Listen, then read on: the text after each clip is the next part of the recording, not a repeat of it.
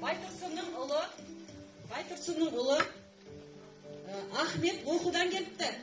Өзі өзгеше өзгеріп кетіпті. Өте білімді көрінеді. Қазіргі халықтың жағдайы нашар болып тұр. Анау Сәрсенбайдың ұлы Мұханды қай күні тұтқынға алып кетіпті. Сонымен қатар кейбір ауылдарда күйлі адамдардың малдарын қамап, малдарын кәмпескелеп жатыр екен. Сіздер естідіңіздер ме? Ай, заң шығарыпты дейді ғой, білейік қандай заң екен, білсек болады екен, болатын шығар, иә қазір. Ахмет келеді екен.